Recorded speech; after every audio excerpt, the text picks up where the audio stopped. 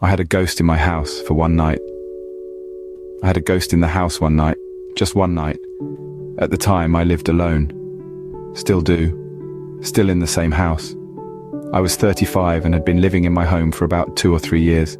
Nothing out of the ordinary in those years. One night, I was reading in bed. It was an average-sized bedroom, and my bed faced the door, which was open. I had no pets at the time and no reason to close the bedroom door. I read most nights before bed, so I was sitting up in bed, light on, reading. For some reason, I had the creepy feeling I was being watched. I couldn't get over it. I'd be studying the words, trying to immerse myself in the story, but I could not get over the feeling I was being watched. I kept looking up. I peered into the main area of the house, all dark, all lights out, nothing. No noise, no light. I locked the front and back doors just like I did every night. I live in Minneapolis, so this was not some remote, isolated town. I could not read my book. That feeling of being watched or stared at kept growing and growing. Ever watch TV with someone and they're just staring at you while you stare at the TV? You don't even need to turn to them because you can feel their eyes on you. Funny thing is, I didn't feel threatened. Not exactly. I didn't like the sensation. It was completely creeping me out, but I didn't feel like I was going to be attacked. I tried shaking it off, but I couldn't read. So I turned off the light and tried to sleep, but that just made the sensation worse. The thing watching me never felt like it was in my bedroom, always just beyond the bedroom door in the darkness of the rest of the house. After a few minutes of this intense feeling, I knew I couldn't fall asleep. I realized I had to do what I had to do, make sure there was nobody in the house. What if this was some survival instinct and there was a person hiding in my home who I was ignoring? This was pre-cell phones, or I promise you I would have texted a friend to come over right away. I could have called someone, I guess, but I did something more stupid. Got up, turned on the lights in the dining room. Nobody there. Went back to bed laughing at myself for being ridiculous. Turned out the light. Immediately the sensation was back, and equally as strong. I was being watched. I tried to ignore it. I really did. Nope, not gonna happen. Got up, turned on the lights. I got my softball bat and I walked the entire house. I think this is the bravest, stupidest thing I've ever done in my entire life. I went into every room and turned on every light. I knew I wouldn't sleep if I didn't check every single closet, every person-sized cubbyhole. I went into the basement. I looked behind the basement stairs. I double-checked the front and back doors. Both were locked. All windows were secured. My upstairs wasn't finished at the time, under renovations, but I went up there and looked in every nook and cranny. Probably a full hour had passed since I started noticing the sensation, reading in bed.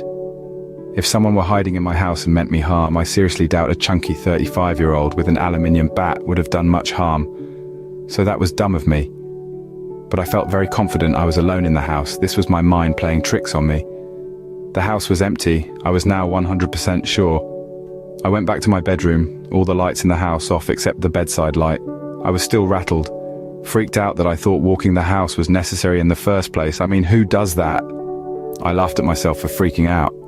I started reading for a while, then it was back. I was being watched. It was at this point I started to pay greater attention to the being watched feeling. Did I feel in danger? No. Did I feel an evil spirit? No. Not exactly. I didn't like this feeling at all, not one bit. But I didn't feel like it was whispering, kill, kill, kill, under its hell breath either. It also felt, and the hair is going up on my neck as I type this, intentional. It was a presence, and it wanted me to know it was a presence. It wasn't trying to scare me, but it was trying to communicate its presence. I called out to the dark living room, "I don't want you here. Please go away." Nothing changed.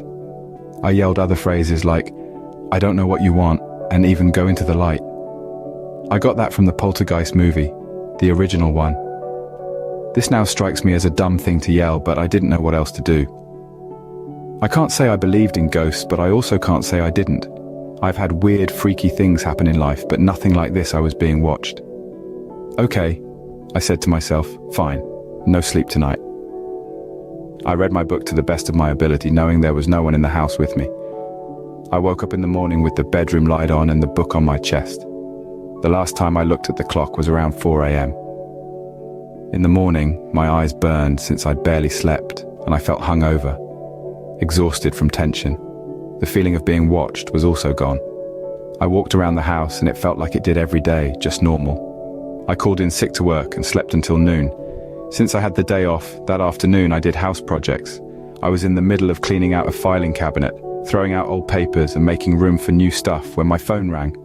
I was sitting on the floor, papers all around me. The woman said, "Is this Eddie?" I confirmed. I didn't recognize her voice. This was way before constant telemarketers calling. If this happened today, I would have just hung up rather than answering. She said, "I'm a friend of Richard. I'm very sorry to tell you that he died yesterday afternoon after a lingering illness. You were one of the friends he wanted notified." Richard and I had been friends in college. He had once expressed he had deep romantic feelings for me, but I did not return them. We stayed friends, but eventually drifted apart, partially due to his clubbing lifestyle.